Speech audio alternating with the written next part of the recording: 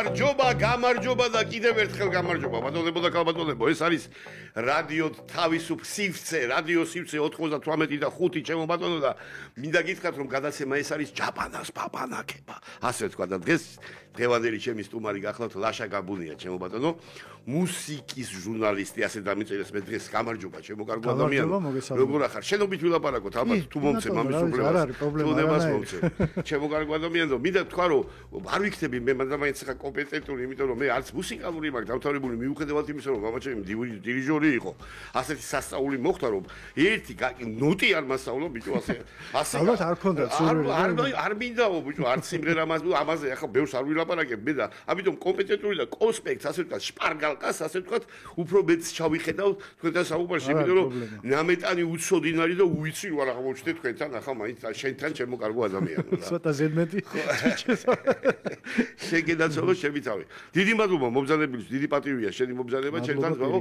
მე როგორც ვიცი და გამიგია და მსმენია ნიჭიერი კაცი ხარ და უამრავი ძალიან კარგი რეცენზიები, წერილები ქონია საინტერესო ამას მუსიკასთან დაკავშირებით და ერკვევი კარგად და ძალიან მიხარია რომ დღეს ჩემი სტუმარი ხარ და კიდევ ერთხელ გეუბნები მადლობას, უღრმეს მადლობას. მომბრძანებელს შემოგარგო. დავიწყოთ მუსიკითვე. ასევე დავიწყოთ. ვილაპარაკოთ ცოტა ქუთაისეც, იმიტომ რომ მეც ვარ დაცხოვრები ქუთაისში და შენ ხო დაცხოვრები ხარ და ხარ ერთი წელიწადი ვარ დაცხოვრები, ერთი წელი. 30. ხო, 30, ხო, ერთი წელი ვიცხოვრე, მამაჩემი იყო მთავარი დირიჟორი ოპერის და სიმფონიურის. ხო და ასე რომ მომიწია დავამთავრე სკოლა, სცენის მუსიკათმთავარი და მუშევარი და ქუთაისში და ნუ კარგად ვიცი, ქუთაისი ვიცი კარგად და ძალიან ბევრი მეგობარი მყავს. აი, როგორც ხელოვნების ფორმაზე ვისაუბროთ და მუსიკაზე, ესე იგი, ასევე ქართულ მუსიკაზე ვისაუბროთ რა. ეხლა შენ ქუთაისიდან უდიდესი მუსიკალური ტრადიციების ქალაქია ჩემულაშა. უდიდესი რა. ეხლა სადაც ეხლა ყველა ჟანრი წარმატებით წავიდა, ეხლა დაწყებული იშხნელებიდან ჩემოვადონო დამთავრებული კლასიკით, კიდევ ერთხელ ვიმეორებ, მამაჩემი იყო იქ მთავარი დირიჟორი და ვიცი ეს ამბავი რა ხალხი ჩამოდიოდა, სიმფონიური მამაჩემა გახსნა, აქედან გამოდიოდა, მე რიხტერი მახსოვს საკუთარ სახლში, ნუ აღარ ვიძახი ზურიკო ანჯაფარიძეებზე, პიავკოებზე,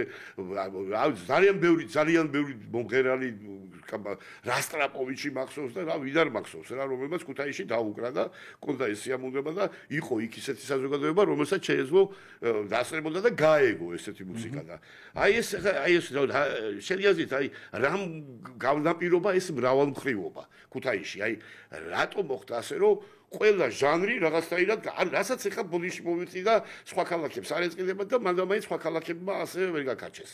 მე რომ გითხო რა. ალბათ ის არის რაღაც ფუნქცია ეს ამ ქალაქის, რომ ასე იყოს, იმიტომ რომ პრინციპში ეს ტრადიციები, კულტურული ტრადიციები სულ დამახასიათებელი იყო ამ ქალაქისთვის და არა მარტო კულტურული, მეცნიერული თუნდაც, იმიტომ რომ რა ვიცი, ცოტა გაცვეთილ რაღაცას ვიტყვი, პირველი გიმნაზია რო ნახოთ, იქ ნაირსახელები არის მთელი საქართველოს. იგივე არ არსებობს. ხო, საუკეთესო ტვინები და საუკეთესო ადამიანები იქ სწავლობდნენ და ნუ აიდგენ ფეხი რა ამ ადამიანებმა და ნუ აქედან გამომდინარე მუსიკაშიც პიონერები ვართ იმ ვარიანტში, ქუთაისელებს გულისხმობ, რომ ვთქვათ კლასიკური მუსიკის საძირკველი შეიძლება ითქვას, რომ ქუთაისში დაიწყო ვთქვათ იგივე ზაქარია ფალიაშვილი, ბალანჩივაძეები.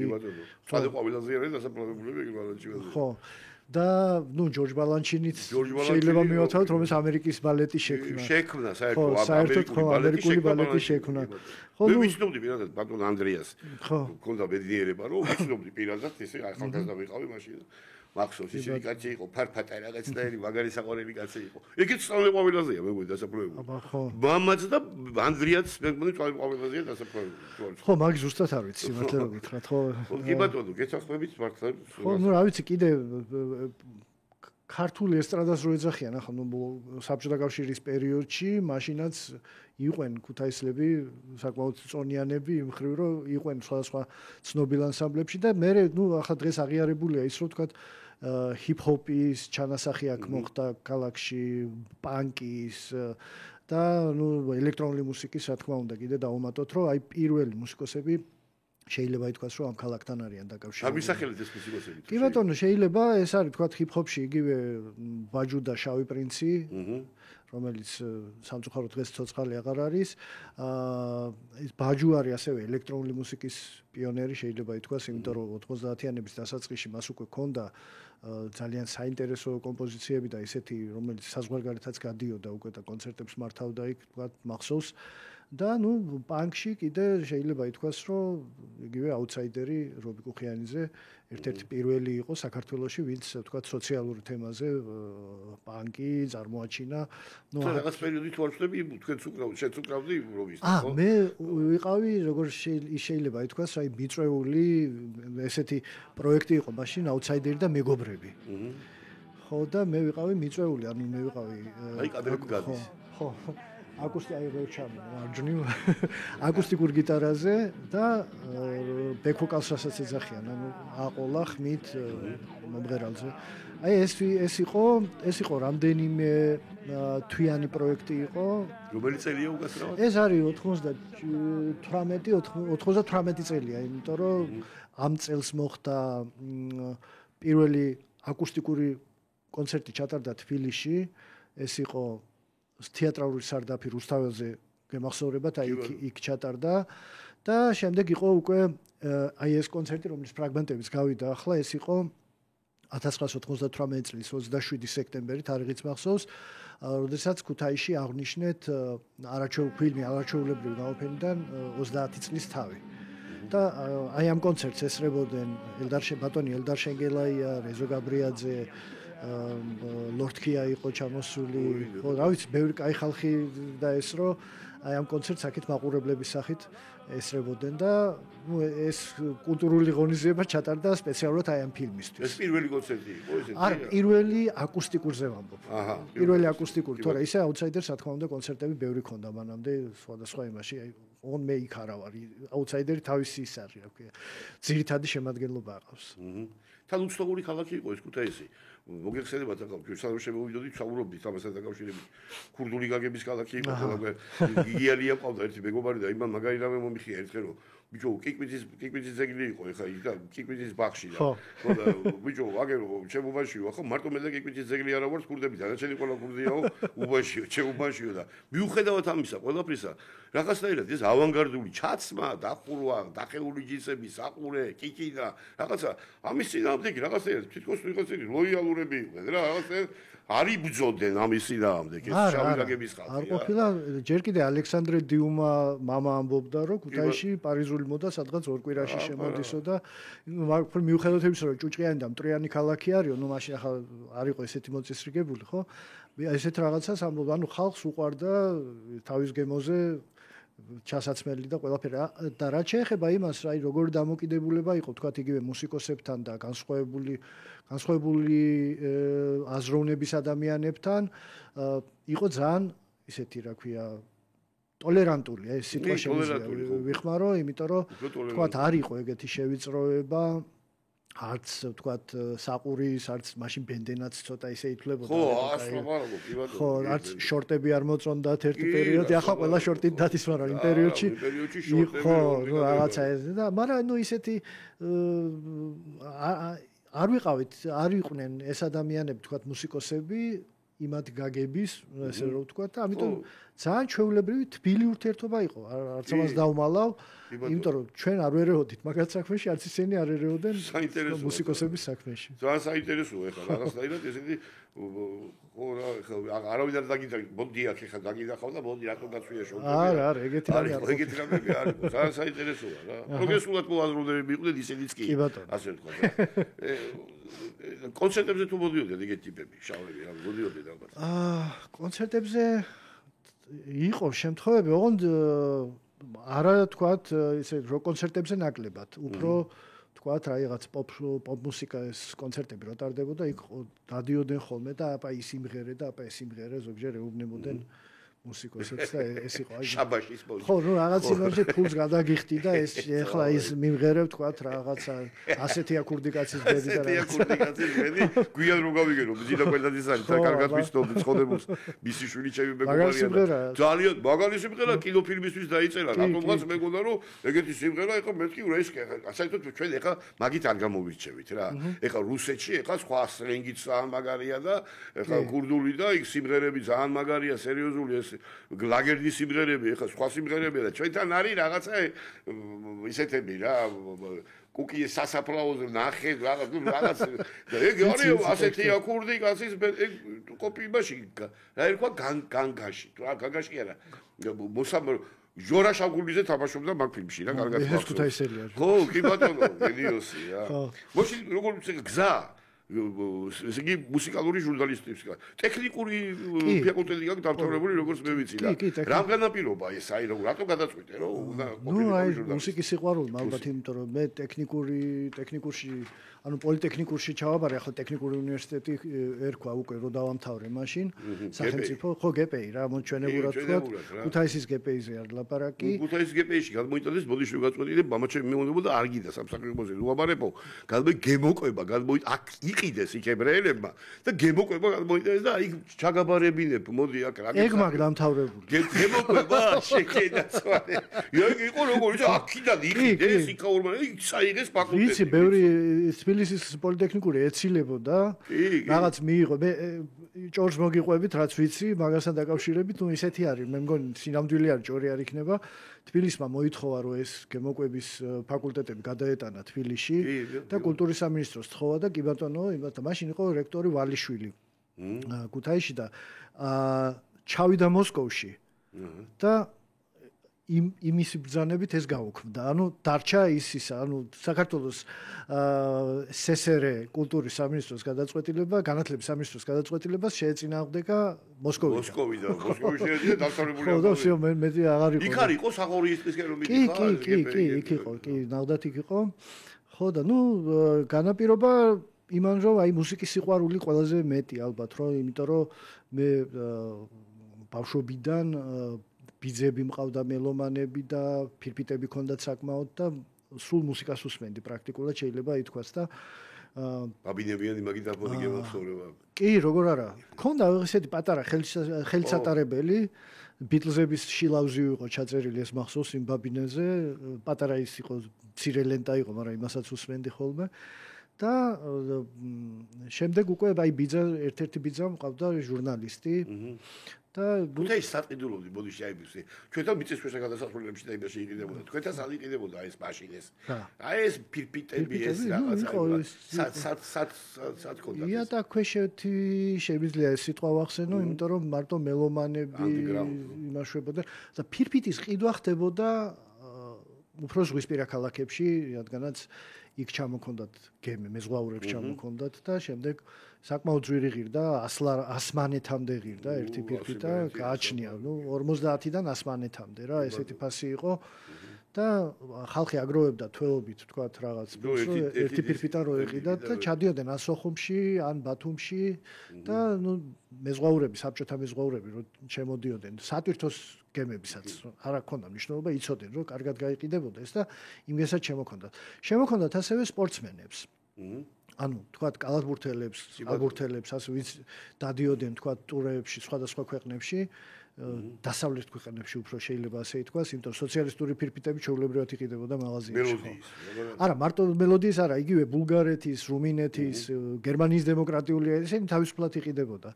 კარელ გოტი ეხლა ხო, ნუ რა თქმა უნდა, კარელ გოტი. და ვის რა თუნდოდა კარელ. ნუ რა ვიცი, ყიდულობდა ხალხი. ხო და ნუ ესე გაჭირვები შემოდიოდა, მაგრამ ნუ кайფასიც ღირდა და შემდეგ რაც საკასეტო მაგნიტოფონები 70-იანების მეორე ნახევარში უფრო გავრცელდა ფართედ და კასეტა უფრო ადვილი სატარებელი იყო, თქვათ და მანქანაში მოსასმენათაც კაი იყო. ეს ფირფიტების იწერდნენ უკვე კასეტებზე და ძალიან უკვე კარგად ვრცელდებოდა, ანუ თავისუფლად ვრცელდებოდა, ვიდრე თქვათ ბაბინებიან უფრო რთული ის არის, რა ქვია, პროცედურა. ხო და კასეტა პატარა არის, წაიღებ, წამოიღებ და რა ვიცი. და მანიკურები დაწებებები რო გაწყდებოდა და კი, მანიკურის სკოჩი არ იყო თავის დროზე, არ იყიდებოდა საქართველოში. მანიკურით იყო დაწებება, კი. ჩხილის ლაკი. ხო, კი. და მაინც როგორც ვიცი, ახლა უკრავდი ჯგუფ აუთსაიდერში, როგორც ახლა ვახსენეთ რა. რატომ არ წავედით ამ გზით? მე აუთსაიდერში როგორც აღნიშნე ვიყავი მიწვეული ცოტა ხნით. ხო, რატო არ გადაწყვიტე, რატო არ გააგზავნე როგორც მუსიკოსმა? ხო, როგორც მუსიკოსმა. აუთსაიდერის მერე კიდე ვიყავდი ერთი ჯგუფი იყო პულსი, იქ ბას-გიტარაზე ვიყავი, ცოტა ხნით ასევე.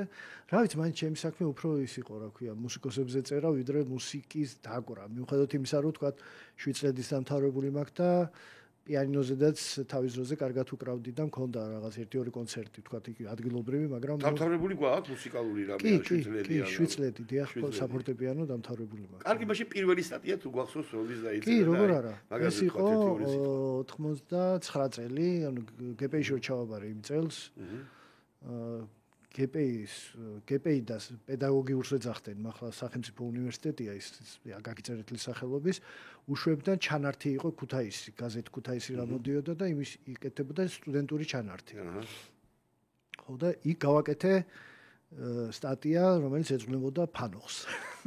ფანოხს? კი, ფანოხს და ნუ რა თქმა უნდა, კარგად არ მეწერა, კარგად არ მყავდა დახასიათებული, რომ რაღაც უფრო გემოვნების დაქვეითებას, უფრო რადიკალი ვიყავი, ვთქვი, მაშინ ვიდრე ახლა, ვთქვათ და უფრო ისეთ მძაფრად მეწერა ესეთი რაღაცები. ძალიან კარგი. ხო, აი ეს მახსოვს, ხო და იმიტომ გითხარით ახლა.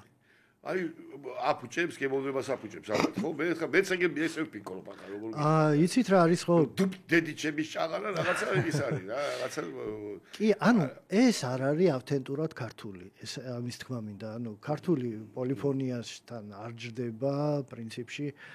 ნუ კი არის თქვა ახლა თბილისში აშუღური სიმღერები იყო, მაგრამ ქართველები აპოლიფონიურებდნენ მაინც. რომ ღეროდნენ, ხო? ესეთ რაღაცას და არის ახლა ეს ფანოღური სიმღერები, არ ვიცი, ახლა სიმთვრალეში უსმენს ძირითადად ხალხი, მაგრამ მარტო სიმთვრალეში არ უსმენს, იმიტომ რომ თქვა სატრანსპორტო საშუალებები, რაც არის თქვა ის მარშრუტკებში, ავტობუსებში ხშირად იყო ჩართული. ხო, და მაგრამ აბედნიერებს ვიღაცას, მაინც ხო, აბედნიერებს, ამიტომ აქვს არსებობის უფლება, მოდი ასე ვთქვათ. მიუხედავად იმისა, რომ შეიძლება ჩვენ არ მოგწონდეს. კი ბატონო, ხო, კი ბატონო. ეხლა მე მაინტერესებს შემთხვევით ეხლა თუ გახსოვს პირველ ეხლა სტატია გავიგეთ, მაგრამ აი რა უნარები უნდა ყოდეს მუსიკის ჟურნალისტს? აი რომ ერკვეოდეს მუსიკაში, აი უნარები რა არის ამისთვის საჭირო? რომ გახდე მუსიკა. ცოტა ისეთ რამეს ვიტყვი, აი მუსიკის მოსმენა უნდა იცოდეს. არსებობს მუსიკის გაგონება, როდესაც გესმის უბრალოდ, მაგრამ არ აქცევ ყურადღებას, იმიტომ რომ ფონათაა ჩართული და არის მოსმენა, როდესაც უღრმავდები და მიყვები, ვთქვათ, რისი თქმა უნდა მომღერალს, თუნდაც ბას-გიტარისტს, თუნდაც სოლო-გიტარისტს. ანუ დანაწევრებული მოსმენა, თუნდაც ჩემ შემთხვევაში მე ძალიან მიყვარდა, ვთქვათ, როდესაც ვთქვათ, აი Led Zeppelin-ი მქონდა ჩართული, ან Pink Floyd-ი, რაღაცა ვცდილობდი ცალკეულ ინსტრუმენტებისთვის გავყოლოდი ყურით, რომ მომესმინა და მე შტაბეჭდილებები, რა თქმა უნდა, ეს მოსმენის კულტურაზე მაქვს ლაპარაკი, ეს რომელიც აუცილებელია, იმიტომ რომ თუ მოსმენის კულტურა არ აქვს, ისე მუსიკაზე ვერ დაწერს ადამიანის ერელი გამოუვა ძალიან.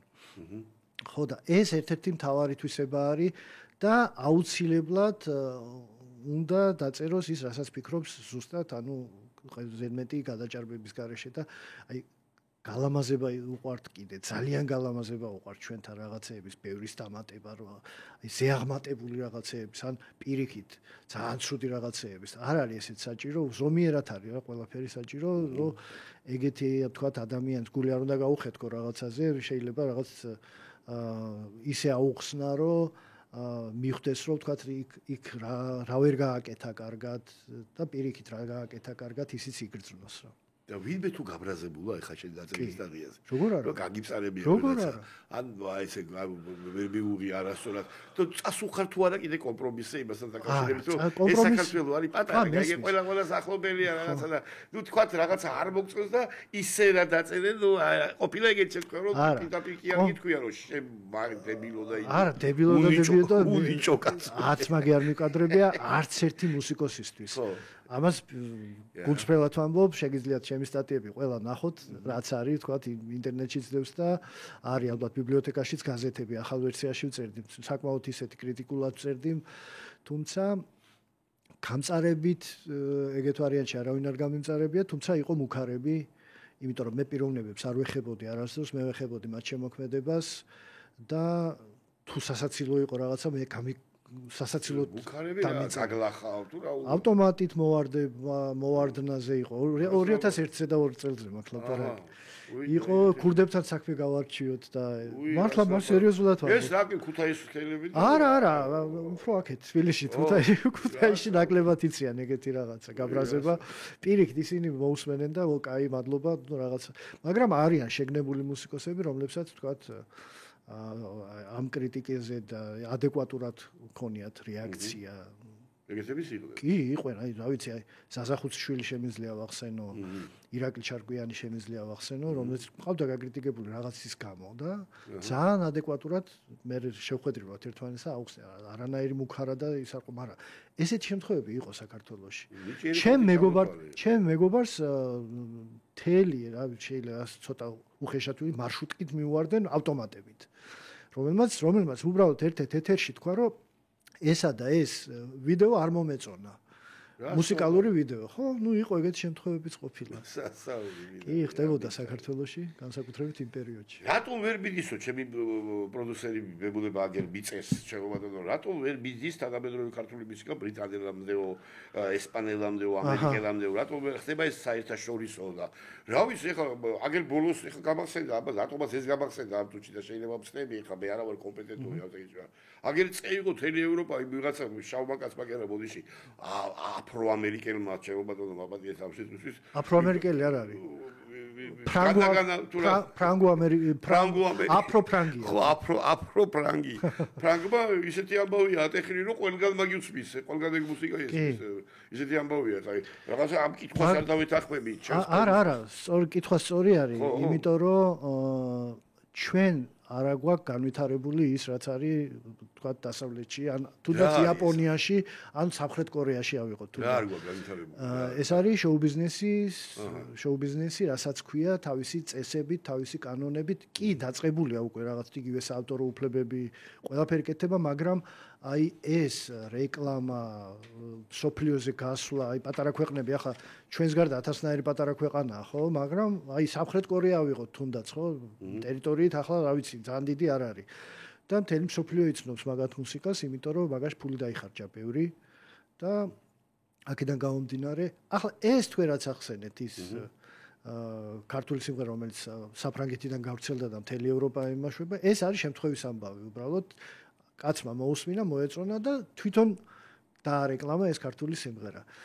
ხო და ნუ რაღაცა პოტენციალი არის. პოტენციალი როგორ არის? ქართული მუსიკა, გინდა მთის მუსიკა ავიღოთ და გინდა ბარის მუსიკა არის უნივერსალური. მე შემიძლია ვთქვა, იმიტომ რომ ყველა ვისაც მოусმენია, ან ცრემლი წამოსვლია, კურცხალი წამოსვლია, ან პირიქით რაღაცა სისხლი აჩქეფებია ზარღვებში და ასე შემდეგ, იმიტომ რომ ესეთი დიდარი მუსიკა გვაქვს მართლა ეს სასაული ხო ფოლკლორზე ვამბობ ხო და ფოლკლორიდან გამომდინარე თანამედროვე მუსიკაც არა ესეთი ცუდი როგორც წარმოადგენენ თქვა არის თანამედროვე მუსიკაში ბევრი ნიჭიერი ადამიანი არის ძალიან ბევრი ისეთი კომპოზიტორი ყავდა ეხლა მე ამის შესაძლებელი კარგად ვიცი მაგი კი ვიცი ზუსტად რა ეხლა დავიწყოთ ჩამოთვალს ეხლა ლაღიძე ცაბაძე ლაღიძე კვერნაძე ნასიძე სუხალციცაძე რა ვიცი უამრავი ისეთი ყო ტაკტაკიშვილი ჩემობადო ახლა უამრავი კომპოზიტორები ყავდა ჩვენი პერიოდში იწერებოდა რატომ მოხდა ესე რომ აი რაღაცნაირად პერიოდები კარგი ქონდა ჩავარდები ეს ჩაულებრივი მოვლენაა თუ რა აი მომგარდა 70-იან წლებში საოცარი მუსიკა მე რაღაცა 80-იანში მე 90-იანი ისევ რაღაცები მე ეხლა ისევ გავიცდით იმას რა ქვია ეს მე მგონი სოფლიოს პულსაცია არის ზოგადად ასეთი იმიტომ რომ სოფლიოში რო გადახედოთ თქვათ ძალიან ისეთი ოქროს ხანას უწოდებენ თქვათ 60-70-იანი 80-იანი 90-იანი წლები ეს არის არ ვიცი ახლა შეიძლება ჩემი ასაკიდან გამომდინარე ვამბობ მაგრამ არა მარტო ჩემი ასაკის არამედ თქვათ ჩემზე პატარებისგანაც მომისმენია რომ აი იმ აწლეულების მუსიკა იყო ოქროს ხანა ხო ხო და ნუ შემდეგ ხდება ხოლმე ესეთი ჩავარდნები მე აი მაგალითად მოცარტი ბახის მერე ხო იყვენ მოცარტი იყო ჰაიდნი ბეთჰოვენი მერე პატარა ჩავარდნა იყო მერე რომანტიკოსები წამოვიდნენ და ასე ხო რახვანინოვი და ასე შემდეგ ანუ ეს არის რაღაცა ისეთი ტალღასავით არის რა მოვა წავა და რაღაც ჩემია კანონზომიერად მიმაჩნია მე და თქვათ განგაში არა იმაზე ასატეხი რომ არის გავიღუპეთ და რაღაცა შედესაძლო საგანგაშო არა ჩაულებრივი ის არის მე დარწმუნებული იმიტომ რომ ლოგიკურად რასაც ვაკვირდები თქვა საუკუნეების განმავლობაში რაც მოდის ახლა რაც საიდანაც არის თქვა ნოტები და მუსიკა საიდანაც შემორჩა არის დაახლოებით ეგეთი მოძრაობა არის იქაც რა ქართული მუსიკოსები აი რომლებიც შეიძლება და გამთარიყვნენ International ამე ბიჭები და რომ ვერ გამოუვიდათ ეგ ამბავი და აი რამ შეუშალათ ხელი და აი ისევ და ისევ ამ შოუ ბიზნესის იმან ნაკლებობამ და უпростоრად არასრულფასოვნებამ შეიძლება ასე ითქვას. თორე იყო რა თქმა უნდა, რა ვიცი, აი soft eject იყო მაგალითად ინგლისურენოვანი ჯგუფი, რომელიც თავისუფლად შეიძლება და გამختارიყო თათ ევროპაში ერთ-ერთი საუკეთესო ჯგუფი, რა ვიცი, პრიზი იყო ქართულენოვანი კიდე ძალიან მომწონდა მე თავის დროზე, რომელსაც ჰქონდა ესეთივე პოტენცია, გენეტიკური კოდი სერგი გვარჯალაძის და იყვნენ რა სხვადასხვა ადამიანები, თქვათ იგივე 90-იანი წლებიდან, რომელსაც შეეძლოთ რომ გასულიყვენ თუ ეს შოუ ბიზნესი იქნებოდა გამართული სტრუქტურები. ხო და ამიტომ არიან, ახლა დღესაც არიან, ბევრი კარგი ის არის მუსიკოსია, ნუ მე ვიცი რომ იგივე თქვა ერეკლე დეისაძეს ჰქონდა წარმატებული გასვლები, აი თამადა არის კიდე ჯგუფი რომელიც ასევე საზღვარგარეთ არის მურმანწულაძე, რომელიც თქვათ საფრანგეთში ძალიან კაი კონცერტები აქვს და სატელევიზიო არხი რომ არის არტე სახელოვნო იმაზედაც კი მოხდა და იქ დაუკრეს და ნუ არის რა ეგეთ პოტენცია არის ჩვენთან უბრალოდ უნდა ესე იგი სტრუქტურას ფიქრობთ ამ შოუ ვეღარ გადავედი შედობით ფორმაზე და შენას ფიქრობ ჩემო კარგ ადამიანო აქ პერსპექტივა ამ ჩემ შოუ ბიზნესი განვითარდება აი მაგას ვერ გეტყვი ჯერ არ ვიცი და არის რაღაცა დაწყებული არის და ნუ ჩვენთან ყველაფერმა დააგვიანა ზოგადად მაინც ხო დამეტანი აგვიანა ეს აი საბჭოთა კავშირიდან გამომდინარე ალბათ რა ვიცი ახლა საბჭოთა კავშირი ცუდზე არ მაქვს ლაპარაკი აი რაც იყო ცუდი თქვათ იმ პერიოდში ის იყო რომ აი ახალი ტალღა რაც სოფლიოში ხდებოდა აგვიანებდა ყოველთვის შემოსვლას აი მაგალითად საერთოდ არ შემოსულა თქვათ 70-იანების მეორე ნახევრის მუსიკა რასაც ქვია პანკი მე 80-იანების დასაწყისი სინთ პოპი ნიუ ვეივი ესეთი არ შემოსულა საქართველოში იმიტომ რომ საბჭოთა კავშირში არ შემოსულა საერთოდ და რატომღაც ყველას გონია რომ თქვათ 80-იანი წლები ჩავარდნა იყო მუსიკალური და არანაირი ჩავარდნა არ ყოფილა იყო დეპეშ მოდი იყო რა ვიცი U2 იყო QA იყო სასაული ჯგუფები იყო სოფლიოს მუსიკაზე მაქვს ლაპარაკი საქართველოში მაგ პერიოდში ძალიან მომწონდა თქვათ იგივე რობერტ ბარძიმაშვილის ჯორჯია იყო 80-იანი წლების ანსამბლი იყო თეატრონი იყო იმ პერიოდში მახსოვს კიდე ვოკალური ინსტრუმენტული ანსამბლის წინსართი აღარ ქონდა მაგრამ მაინც ესტრადას ეკუთვნოდა ფილარმონიას ეკუთვნოდა არა ეხლა რო პროდუციის ეძახიან მაშინ დაკეთებდა მაგ საქმეს ბარძიმაშვილი ფილარმონია ხო ძალიან ბარძიმაშვილი ძალიან სერიოზული ბარძიმაშვილი სამი ძალიან მაგარი პროექტი აქვს გაკეთებული ეს არის ორერა ეს არის 75 და ეს არის ჯორჯია და კიდე ერთ ზავამატებ ეს ბავშვების აღზრდა გაზარდა ძალიან მაგარი ბავშვები პირდაპირ ქონდა კი დამყოფი ვარ კი ბატონო არაჩვეულებრივი ძალიან პროფესიონალი სერიოზული პროფესიონალი და ძალიან ისეთი თბილი და თავდაბალი ადამიანი ეხლა რა მაინტერესებს დასაკრავი არ და ეს თქვენ მაინც შემემუნები რომ დასაკრავი კიდევ არის ყველაფერი არ დაკორულა ამბობთ რა გვაქვს ესე იგი მის იმედი რომ კიდევ რაღაცები ახალი 12 ნოტი არის და რა ვიცი შეიძლება უსასრულობამდე კომბინაციები გაკეთდეს და მარტო ნოტებით კი არა მე რიტმი არის უკვე სხვა შორის თანამედროვე მუსიკაში თქვათ მელოდიაზე წინ უკვე დგას რიტმი ანუ საცეკვაო რიტმი არის ძირითადად წამოსული წინ და ამიტომ არის რომ ჩვენ უკვე აღარ გვესმის ის კარგი მელოდიები თქვათ რაც იყო თქვათ 70-იანებში აბას კონდა თქვათ 80-იანებში რა ვიცი 1000-ნაირ მუსიკოსს და ვიძახით რომ თქვათ მელოდია გაქრა და ნაწილობრივ ეს მართალია იმიტომ რომ მელოდიას ნაკლები ყურადღება ექცევა მეტი ყურადღება აქვს რიტმს და მეტი ყურადღება ეთმობა გარეგნობას, რაც არ უნდა გასაკვირი იყოს და სხეულის ნაწილებს, ამასაც დავამატებ. ხო, ქალებს განსაკუთრებით და ბიჭებსაც არის. თქვათ იგივე K-pop-ი, რაზეც ვახსენე, კორეული პოპი, იქ ძალიან დიდი მნიშვნელობა აქვს ფიზიკურ მონაცემებს, ნიჩს რა თქმა უნდა, ცეკვის უნარს და ასე შემდეგ. იქ მელოდიურობა არის, მაგრამ მაინც რიტმი არის თავარი წამყვანი დღეს. ხო, ეს მელოდიურობის ნაკლებობას მიანიშნებს ნამდვილად განსხვავებული არის, თქვათ იგივე 70-იანი წლებიდან, როცა კი დისკო იყო, საცეკვაო მუსიკაც არსებობდა, მაგრამ მელოდია იყო პოპულარობის ერთ-ერთი გამსაზღვრელი და დღეს მელოდია ნაკლებად გამსაზღვრელი არის. უფრო რიტმი არის და ასე იქნება მაგრამ ეს არ ნიშნავს იმას, რომ თქვათ მელოდიური ჯგუფები და მელოდიური მომღერლები არ არსებობენ. რა თქმა უნდა არსებობენ, მაგრამ ისინი არ არიან ჩარტების სათავეებში. აი მის თქმა მინდა. ხიტპარადები რაც არის, იმათ სათავეებში ესეთი მუსიკოსები ნაკლებად არიან. უფრო რიტმზე ორიენტირებული ის არის, რა ქვია, ნუ შემსრულებლები არიან სულ პირველ ადგილზე. მაგრამ კონკურსებზე ვიდა კითხო რა. აი კონკურსებთან დაკავშირებით ერთი ორი სიტყვით გითხარი რა. საშინელება ჩემი აზრით. ყველას ბოდიშს უხდი, ვისაც აინტერესებს, მაგრამ ეს არის, რა ვიცი, აი ჯერ ერთი პლაგიატიზმი არის, რომ სულ სხვის სიმღერებს ვღერიან და მე ჯერ კონკურსი არ მინახია, სადაც საკუთარ შესრულს, იმიტომ რომ ეს არის გათვლილი მხოლოდ მაყურებელზე, ანუ ფულის საკეთებლად კეთდება ძირითადად ეს კონკურსები.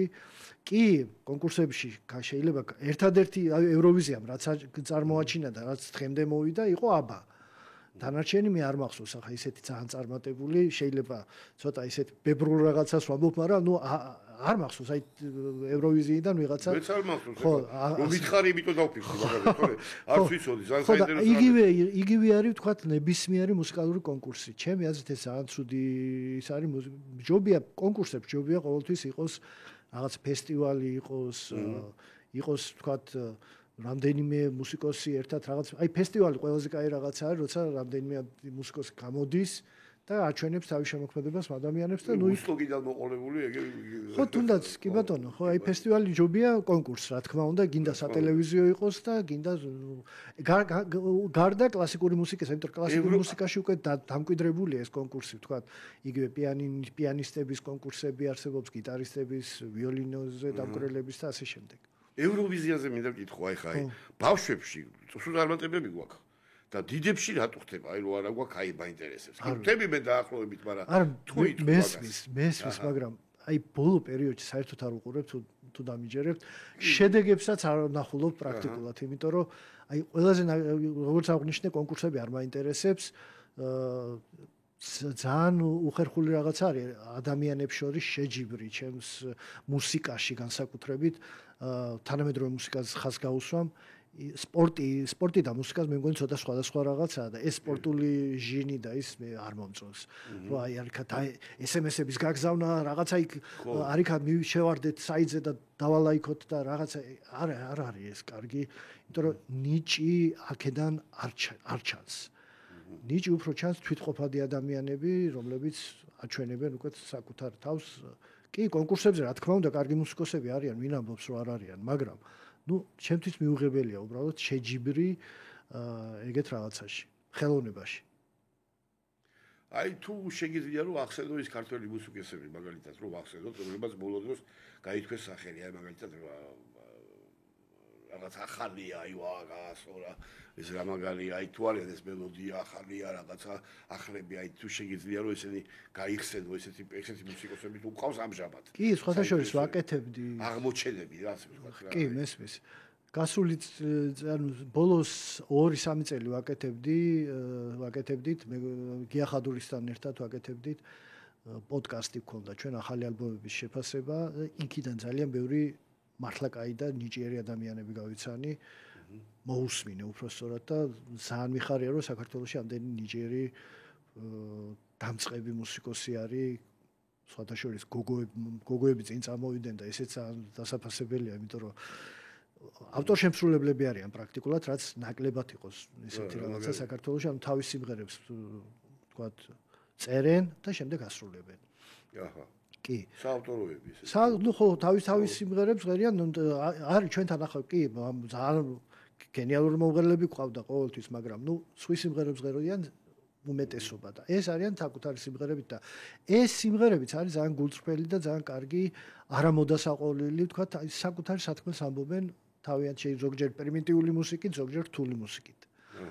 კი ბატონო. ძალიან კარგი, ძალიან. ბევრი არის ძალიან. რო ჩამოვთვალო ახლა და ვიღაცა გამოვჩეს, მე შეიძლება ხო, და გული დაწნეს ვიღაცა. ხო, მაგრამ მართლა ძალიან მიხარია, რომ ძალიან ბევრი მომწონს მე პირადად და ნუ არ ვიცი სხვებს შეიძლება აი Spotify-ზე შეგიძლიათ შეხვიდეთ და იქ არის ძალიან ბევრი ქართველი მუსიკოსი, ისევე როგორც ვთქვათ YouTube-ზე და მათი მოსმენა პრინციპში უკვე დღეს არ არის პრობლემა, თავარია მოინდომოთ და მუსიკას მოусმინოთ. აი ესე იგი მომისმენია რომ დღეს მილიონობით ახალ მუსიკაზე წერის აუცილებლობა აღარ არის ჩემო ბატონო. უსმიდე რასაც გინდა, ადრე თუ მუსიკის ჟურნალისტი ხსნიდა რატომ არის ეს მუსიკა მაგალითად. კარგი, დღეს რა ფუნქცია აქვს ამას რა. დღეს რა უნდა უთხრა მსმენელს, რომ აი რაღაცა მუგამი დააჭერიდო რა. ათასნაირი თემაზე შეიძლება რა, თუნდაც საქართველოში ყოველთვის ისეთ პერიოდებში გვიწევს ცხოვრება, რომ ეს სოციალური თემა იქნება თუ რაღაცა უნდა შევეხოთ თუ შეგვიძლია თუ არა და არის თქვა რომანტიკული თემები და იმაზე დაწერონ. არ ყველაფერი ადამიანს აქვს მოთხოვნილება მუსიკის მოსმენის ნებისმიერ თვითონ პიროვნებიდან გამომდინარე. ზოგს შეიძლება მარტო რომანტიკული მუსიკა მოწონს, ზოგს ცოტა აგრესიული მუსიკა მოწონს, ზოგს მძიმე მუსიკა მოწონს, ზოგს უფრო ანარქისტული და პანკ მუსიკა მოწონს და აქედან გამომდინარე უსმენს ესეთ რაღაცებს. ამიტომ თქვათ ეს თვითონ მუსიკოსებზეა დამოკიდებული, რომელ სეგმენტზე რას გააკეთებენ. და რა თქმა უნდა, სათქმელი ბევრი არის. ჩემი აზრით ბევრი არის საქართველოში ბევრი სათქმელი და სასურველი არის, რომ ბევრმა მუსიკოსმა ზუსტად გულწრფელად გამოხატოს ის, რისი თქმაც უნდა. და იცოდენ რისი თქმა უნდა, ესაა მთავარი.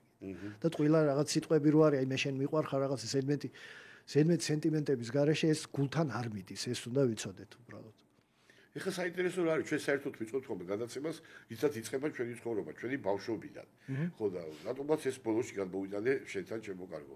საინტერესო იქნება ეხლა. ეგ მაინტერესებს, აი ვინმე შეგიწყოთ ხელი მშობლებიდან, ბიძები კი ახსენეთ, ჩემო ბატონო. რომ აი მამისგან რაღაცა ცოტა პაგანინის კლავდა ცემაში, მამამისი ისე აკრებიებდა ბეთჰოვენსაც. ხო, და ბეთჰოვენსაც რა და ეხლა იყო რამე დაჯექი, იმუშავე, იშრომე ფორტეპიანოზე რამე მამისგან რაღაცა და მე კიდევ ამის გარდა მინდა მაინტერესებს შვილებთან როგორ ახარ ჩემო ბატონო, რომ არიან ისინი მუსიკაში, არიან ისევე მელომანები, უყვართ მუსიკა თუ არ უყვართ, ორი სიტყვით შენი ახლო წრეზე გითხარი თუ შეიძლება ჩემო ბატონო. თუ არის საინტერესო კი ბატონო. კი, როგორ არის საინტერესო. მე მშობლებიდან ხელშეშლა არაფერზე არ მქონია, მუსიკალურში ვიარე, შემდეგ მომბეზრდა და გამოვედი, შემდეგ ისევ დავბრუნდი, ანუ 2 კლასს გადავახდი, შეიძლება ასე ითქვას. დედაჩემმა მიყიდა პირველი გიტარა, რაც მქონდა, ლენინგრადის გიტარა ერქვა მაშინ, 6-მიანი, რა თქმა უნდა. ხო და იმ გიტარაზე ვისწავლე დაკვრა. თვითონ ინდობებდი. ანუ 1-2 თვე ნახევარი თუ 1 თვე ვიარე ქუთაისში ესეთი ტარიე ლიბერი ახლა ამერიკაში ცხოვრობს, აი მასაებელი დამაწყებინა, მან სწავლა. მე პირველი აკორდები მთავარი რაც იყო და მე უკვე ჩებით იმას ვქენი, რა ქვია, რასაც უკრავდი, რასაც შად შემიძლია. მე არა ვარ კაი ინსტრუმენტალისტი გიტარაზე მით განსაკუთრებით. ხო და ბავშვებს რაც შეეხება, ვთქვათ, ახლა ჩემი შვილი თავისუფალი არჩევანი ექნება. რასაც უნდა იმას მოусმენს და მე არ დავაძალებ არაფერს. გამხელები არის. ერთი მყავს მარტო და ერთ-ერთი არის 8 წლის გახდება რამდენიმე თვეში. პატარა გვიან გაჩნდა და ესეთი ის არის რა ქვია. ხო და მუსიკა როგორ არ აინტერესებს ღერის კიდეც თავის საყვარელ რაღაც ინტერნეტში ასაც მოусმენს, შეუძლია იმის კოპირება გააკეთოს და რა ქვია ჩემო ბატონო? ალექსანდრა გოგოა გენაცვალე მოვიკითხოთ აქედან გამოდო ალექსანდრა გენაცვალე ჩემი თავი წარმატებები და ყველაფერი კარგი შეესკეჭო ახლა შევიყვანეთ მუსიკალურში ზუსტად მართლა კი სექტემბრიდან ივლისს უკვე იქა ძალიან სასიამოვნო ეხლა გადავალ ბლიც კითხვებზე დრო რეგლამენტი თავისთავად ცხადია თორე ძალიან საინტერესო მოსაუბრეთ არ ჩემო კარგო და სიამოვნებით ვისაუბრებდი კიდე დიდხანს რომელი მუსიკოსი არ იქნა შესაბამისად დაფასებული თუ გიფიქრია ამაზე ბევრი შეიძლება ითქვას, აი ვინც თქვათ საქართველოში ალტერნატიული მოძრაობა დაიწყო საერთოდ. აი რა ვიცი, იგივე ცოტა ხნის წინ გარდაცვლილი დადადადიანი, რომლის დაკრძალვაზე ცოტა ხალხი იყო და არ მესიამოვნა მაინც. ხო, იგივე ხო, დადა. იგივე რა ვიცი, ლადო ბურდულიზე შემიძლია იგივე თქვა, იმიტომ რომ დაფასებაზე მაქვს ლაპარაკი, აქ თქვა რომ ნიჭიერი ხალხი იგივე ქიშო, ვის ერთადაც ფილმში თამაშობდი თქვენ. ლაკაში. ბერი მაგის სიმღერა. ხო. ხო და რა ვიცი, აი ბევრი არის პრინციპში წერილი ჯგუფი შეიძლება ითქვას აუთსაიდერი იგივე რობი კუხიანიძე.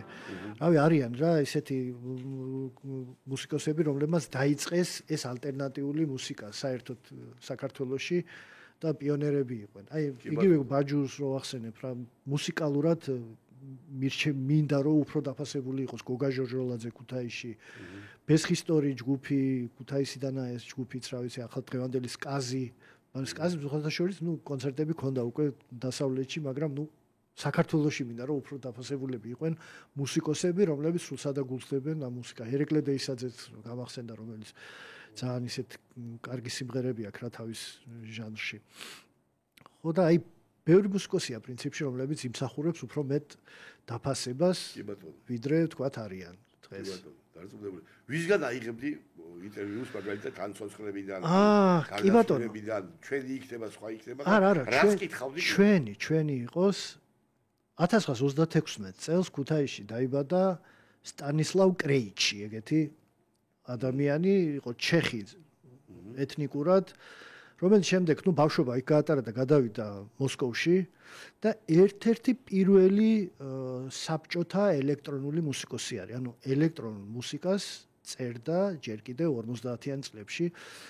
ესეთი ინსტრუმენტი, სინთეზატორი იყო ANC, რომელიც ცნობილი არის ძალიან და აი ამ ადამიანს გარდაცვლილია სამწუხაროდ, მაგრამ უბრალოდ კითხავდი რატო წავიდა ქუთაისიდან და საქართველოში ცხოვრებამ როგორ იქონია გავლენა მის შემოქმედებაზე. ამას ვკითხავდი. კარგი. ეს რა დაუწერია აგერ ჩემს პროდიუსერს შეხედი გამაგიჟა.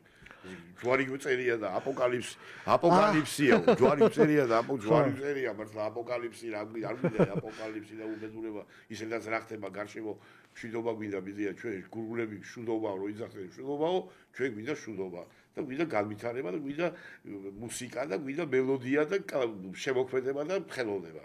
და კაი, და თქვა დაგისვამ თავ კითხვას, დაგისვამ შემოგარგო აი რას მოусმენდი ბოლოს აი არ დააწერია ეხლა რა უნდა ეს აი არა კაი შეკითხვა აი ბოლოს აი რას შეიძლება ჯვარი წერია კიდე ერთხელ ვიზა 100 წლის მერე თუნდაც რა ვიცი აი ხო 1000 იყოს არ გვენანება რავი ალბათ მაინც უფრო ბახი მოცარტი ბეთჰოვენი ამ სამ მუსიკოს და ჰენდელი კიდე მაგრამ არ მიყვარს და თუ ამათგანაც ვიღაცა უნდა უპირატესობა გავუკეთო მაშინ ბახი კაი ჩემო ბატონო ძალიან კარგი მაგარი არჩევანი შევა დამწყებ მუსიკოსებს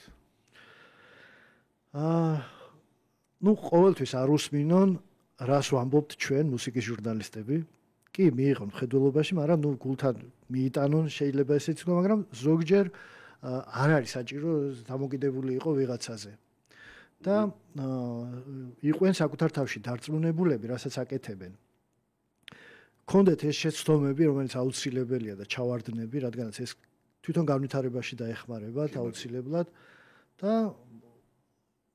კიდე ბოლოს თხოვნა არის რომ რაც კი ბევრი ინგლისურენოვანი ჯგუფი არის საქართველოში, მაგრამ მაქსიმალურად იმღერონ ქართულად. აი ეს მინდა უბრალოდ ურჩიო მათ, მეტი ბევრი არაფერი.